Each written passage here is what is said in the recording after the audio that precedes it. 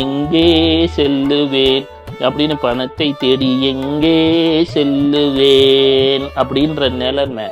இதுல என்னையா பண்றது, நான் தெரியாம பண்ணிட்டேன் சாமின்னா, குருவை மதிக்கிறதுனா யாருக்கிட்ட கத்துக்கணும்? ஆஞ்சநேயர்கிட்ட கத்துக்கணும். சிவபெருமானை பற்றி கேட்டுட்டீங்கன்னாலே உங்க வாழ்க்கையிலே வளம் பெருகிடும். இருக்கிறதுலயே பெரிய பரிகாரம் என்ன அப்படின்னு சொன்னால், நல்லதை கேட்பது. ஓம் ஸ்ரீ பன்றிமலை சதா சிவாய நமக தினமும் சொல்லி பாருங்களேன், வாழ்க்கையிலே மாற்றங்கள் வரத்துவங்க, சத்தியமா வரத்துவங்க. காலபுருஷ தத்துவத்தில் 12ஆம் இடம் என்று சொல்லக்கூடிய விரயஸ்தானத்திலே இருக்கக்கூடிய சனீஸ்வரனை பார்த்து கொண்டிருக்கிறார். இது பேரு மகாதரித்திர யோகம்னு பேரு, பிரம்மஹத்தி தோஷம்னு பேரு, என்ன வேணாலும் சொல்லலாம். இருக்கு பிரம்மஹத்தி தோஷம்னா என்னன்னு புரியணும். ஏண்டா உனக்கு அறிவே இல்லையான்னு அடுத்தவனை திட்டுறோம், அது பெரிய பாவம். ஏன்னா அடுத்தவனுக்கு அறிவு இல்லையான்னா அவன் கடவுளுடைய படைப்பு, நம்ம அப்படி சொல்லலாமா? அவர் நல்ல இங்கிலீஷ் பேசுவாருங்க, ஏங்க இங்கிலீஷ் பேசுறதாயா அறிவு? தமிழ்ல பேசினா அது அறிவு இல்லையா? இதெல்லாம் தான் பிரம்மஹத்தி தோஷம். அம்மா அப்பா சொல்லி, தாத்தா பாட்டி சொல்லி, யார் சொல்லியும் திருந்தாதவங்க எல்லாம் உடனே குருஜி ஆனந்த் சொல்லிட்டார், நாளையில இருந்து நான் திருந்திட்டேன்னா அது பெரிய பொய். என்னைக்குமே ஹனுமனுக்கு அழிவு கிடையாதுன்னு. ஏன்னா அவர் வாசித்து கொண்டிருக்கிறார். சிவசிவான்னு சொல்லி பழகணும், நல்லதை பேசி பழகணும், தோஷம் சரியா.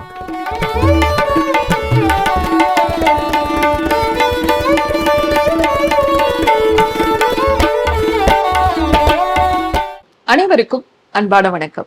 இன்றைக்கு நம்ம நிகழ்ச்சிக்கு வந்திருக்காங்க பவானி ஆனந்த் ஐயா அவர்கள். வணக்கம் ஐயா. சகோதரி வணக்கம்.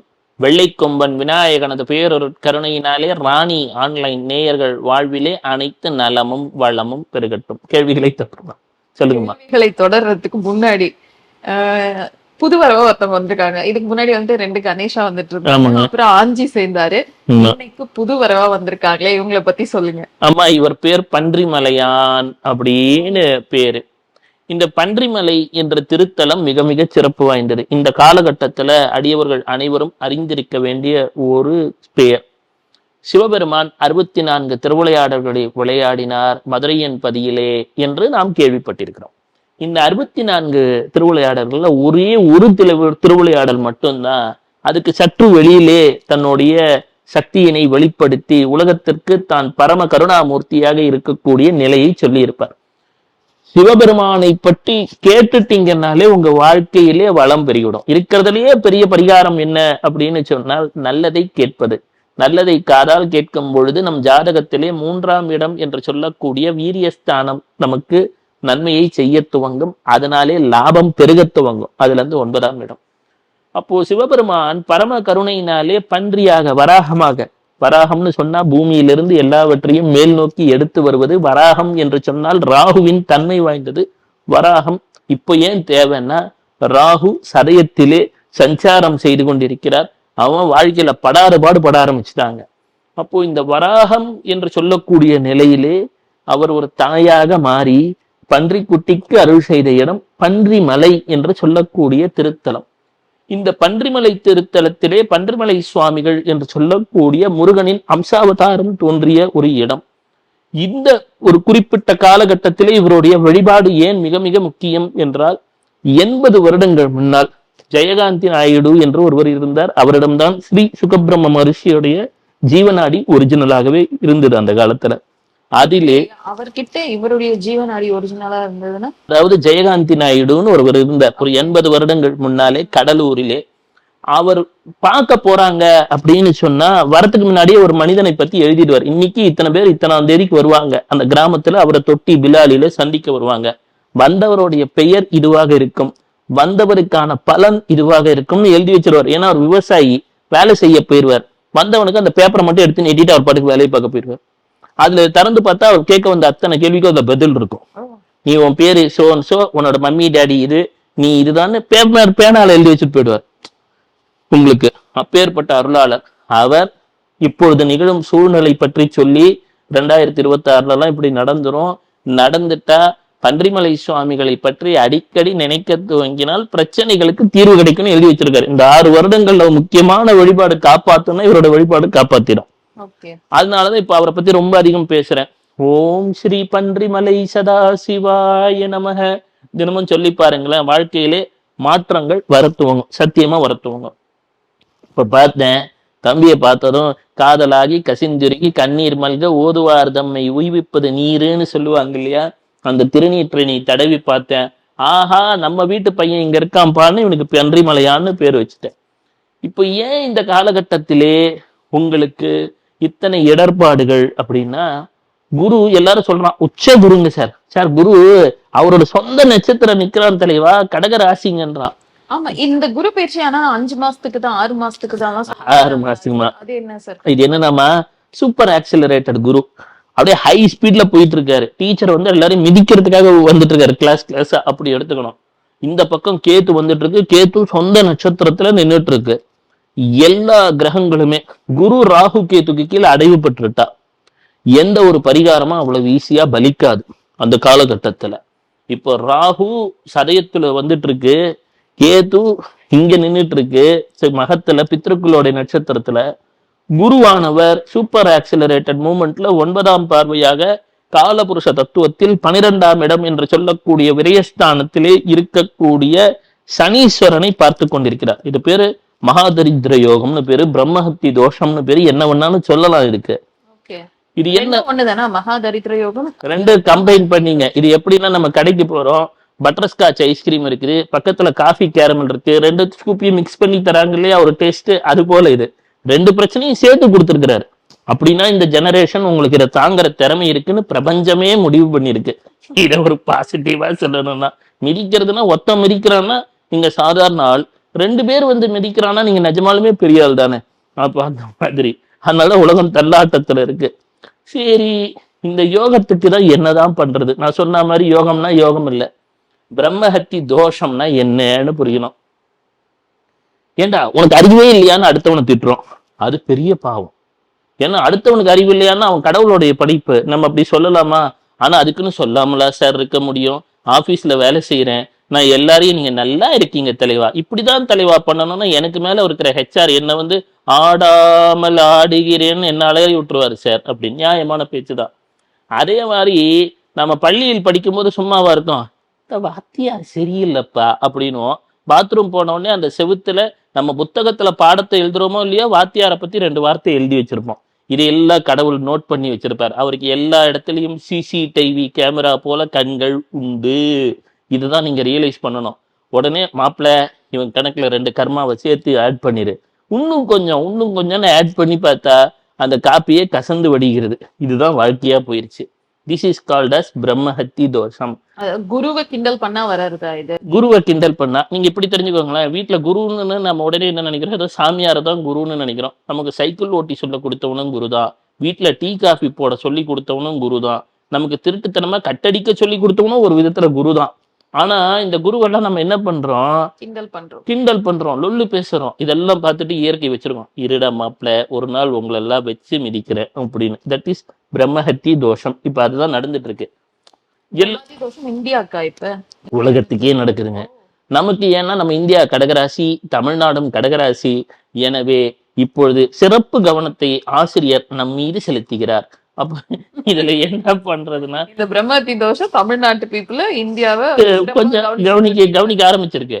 இது வந்து என்னன்னா, எங்கே செல்லுவேன் அப்படின்னு, பணத்தை தேடி எங்கே செல்லுவேன் அப்படின்ற நிலைமை.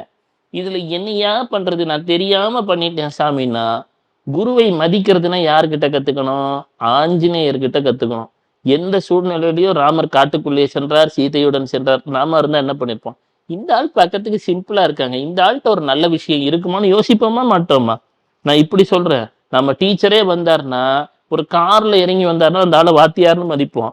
இதே வெளிநாட்டுக்கு போய் நல்ல ஒரு பிக்கப்பா இருந்தாருன்னா, அது உள்நாட்டில் இருக்கக்கூடிய சாதாரணமாக தமிழகத்தில் படித்த ஆசிரியர் நல்ல அறிவோட தான் இருப்பார். அவரை இன்னைக்கான கல்லூரியில் மதிக்கிறோமா? அந்த ப்ரொஃபஸருங்க அமெரிக்கால போய் டாக்டரேட் வாங்கியிருக்காரு. ஏன்பா உள்ளூர் காலேஜ்ல படிச்சாலும் அதே டாக்டரேட் தான்ப்பா அப்படின்றது அந்த புரிதல் வேணும். அவர் நல்ல இங்கிலீஷ் பேசுவாருங்க. ஏங்க இங்கிலீஷ் பேசுறதாயா அறிவு? தமிழ்ல பேசினா அது அறிவு இல்லையா? இதெல்லாம் தான் பிரம்மஹத்தி தோஷம். அப்புறம் லிஃப்ட்டுக்கு போவான். லிஃப்ட்டுக்கு போனோடனே 2 சீனனை பார்த்தீங்கன்னு வச்சுக்கோங்க, சீன மொழி கேட்பான், நீ ஹோமா அப்படின்வான். அப்படின்னா நீங்க நானும் நல்லா இருக்கிறியான்னுவான். இதே அரபியை பார்த்தா ஃபஹாம் அப்படின்னுவான். இதே பிரெஞ்சுக்காரனை பார்த்தா மெர்சி மேதேம்னுவான். தமிழ்நாட்டுக்காரங்க 2 பேர் பார்த்தா என்ன பண்ணுவான், hey how are you, are you ஃபைன்லா, பேச்ச மாத்திரமா இல்லையா? தமிழ் மொழி நினைக்கும், ஏண்டா என்ன பேசாம நீ பீட்டர் விடுறியா பேரு ஆனந்து, அதுவும் ஒரு தோஷம்தான்.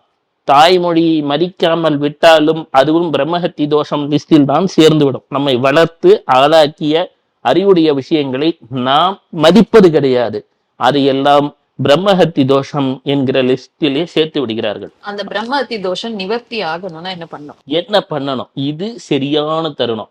ஒரு பக்கம் ராகு, ஒரு பக்கம் கேது. சனிக்கிழமை உடனே எல்லா ஆஞ்சநேயர் கோயிலும் ஒரே நாள்ல சொன்னா அன்னைக்கு போனேன் கூட்டமாச்சுன்னு நீங்க சொல்லக்கூடாது. ஆஞ்சநேயரை மாலை நேரத்திலே சென்று, ஆஞ்சநேயா உங்களுக்கு என்ன தெரியுதோ சரி, ஓம் நமோ ஹனுமத்தே நமஹ சொல்லலாம். அப்புறம் அஞ்சிலே ஒன்றை பெற்றான் அஞ்சிலே ஒன்றை தாவின்னு கம்பராமாயணம் கூகுள் பண்ணீங்கன்னா வந்துடும். அஞ்சிலே ஒன்றை பெற்றான் அஞ்சிலே ஒன்றை தாவி அஞ்சிலே ஒன்றாறாக ஏகி அப்படின்னு அணங்கையை காப்பான் அயலார் ஊரில் சொல்லலாம். அப்புறம் ஆஞ்சநேயரோட ஓம் நமோ ஹனுமத்தே சொல்லலாம். ஹனுமான் சாலிசா தமிழ்னு கூகுள் பண்ணா ஏதோ ஒன்னை சொல்லிட்டு ஒரு 5 நிமிஷம் இப்படியெல்லாம் நான் வாத்தியாரையே தரம் பார்த்திருக்கேன். இவர் புத்திசாலி வாத்தியார், இவர் முட்டாள் வாத்தியார், இவனுக்கு விஷயம் தெரியும், இவனுக்கு விஷயம் தெரியாதுன்னு. அதனால நான் எப்ப அடுத்தவனை ஜட்ஜ் பண்ண ஆரம்பிக்கிறேனோ, அடுத்தவனை எடை போடுகிறவனோ, இறைவன் என்னை எடை போட துவங்கி விடுகிறான். அதுதான் நம்ம இந்தியர்கள் ரொம்ப ஜட்ஜ்மெண்டலா மாறிடுவோம். இவன் நல்லவன் சார், இவன் கெட்டவன் சார், உடனே அவங்களை பத்தி ஜட்ஜ் பண்ணிடுறது. இவன் சரியில்லை சார் அப்படின்னு சொல்றது. அப்புறம் முகநூல்ல அடுத்தவனோட வீட்டு வம்ப பேசுறது. சார் அந்த நடிகர் இந்த நடிகையோட போயிட்டு இருக்காரு சார், இவன் வீட்டு பட்ஜெட் என்ன, இவன் வீட்டு இஎம்ஐ என்னன்னு கணக்கு போடுறது கிடையாது. உடனே அதுக்கு 4 சிரிப்பு ஸ்மைலி. இதுவுமே தோஷத்துலதான் சேரும். புதனை பாதிக்கக்கூடிய தோஷங்கள், வெட்டி பேச்சு, இதெல்லாம் சேர்த்து வச்சுதான் பிரம்மஹத்தி தோஷம்னு எக்ஸ்ட்ராவா எல்லாருக்குமே இந்த பிரம்மஹத்தி தோஷம் இருக்கு. எல்லாருக்கும் இருக்கும். இது நியாயமான பேச்சு.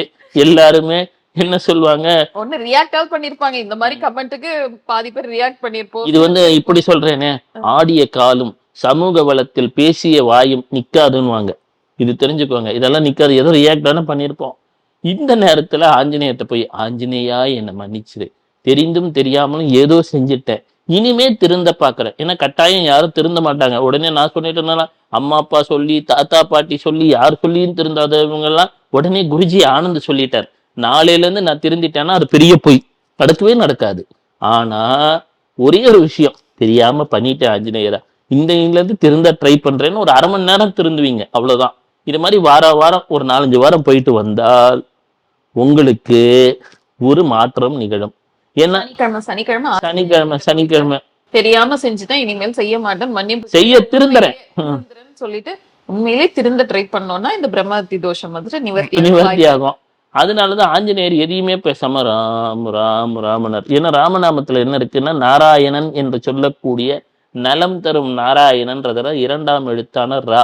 ரா என்று சொல்லக்கூடியது அக்னியின் தத்துவமாக சொல்லுவார்கள். அதனால்தான் திருமூலர் கூட அரகரா என்ன அரியதொன்றில்லை, அரகரா என்ன அரும்பிறப்பன்றே, அரகரா என்ன தேவரும் அவர், அரகரா என்னன்னு சொல்லி அரகராவையே புகழ்ந்திருப்பார். அந்த வார்த்தை ரான்றதுக்கு அவ்வளவு சக்தி. எகிப்துல கூட ரான்னு உண்டு, எகிப்திய பிரமிடுகள்ல கூட தமிழ் மொழி உண்டு. அப்போ இந்த ரகாரம் என்று சொல்லக்கூடிய வார்த்தை ரா. மகாரம் என்று சொல்லக்கூடியது நமசிவாயத்திலே 2ஆம் எழுத்து மகாரம். ஏன்னா நமசிவாயம்னா 5 எழுத்து, 5 எழுத்து தான் எல்லாமே. பொய் சொல்லாம சொல்லணும்னா எண்ணிரண்டு தேவரும் தேடுறது இந்த 5 எழுத்து தான். பஞ்சாட்சரத்தை தாண்டி ஒரு பெரிய மந்திரமே உலகத்துல கிடையாது. ஆதி அந்தமானதும் 5 எழுத்து தான். அப்போ இதை சொல்லிக்கொண்டே இருக்கிறார். நாம வீண் பேச்சு, நாம வாசியை இழக்கிறோம். அவர் சிவா சிவா என்று சொல்லி வாசித்ததாலே இன்றும் வாழ்ந்து கொண்டிருக்கிறார். என்னைக்குமே ஹனுமனுக்கு அழிவு கிடையாதுன்னு. ஏன்னா அவர் வாசித்து கொண்டிருக்கிறார். சிவா சிவா சிவான்னு சொல்லி பாருங்க. நம்ம பேசும்பொழுதெல்லாம் 2 தடவை சிவசிவான்னு சொல்லி பாருங்க. 2 தடவை கெட்ட வார்த்தை பேசும்போது கூட சிவசிவான்னு சொன்னா ஐயோ அடுத்த தடவை பேசக்கூடாதுன்னு திருந்துவோம். இப்போ இதை ஒரு ஃபேஷன் ஆக்கிட்டோம், ஸ்டைல் ஸ்டேட்மெண்ட் ஆக்கிட்டோம். சிவசிவான்னு சொல்லி பழகணும், நல்லதை பேசி பழகணும், தோஷம் சரியாகும். ரொம்ப நன்றி ஐயா. நன்றி சகோதரி.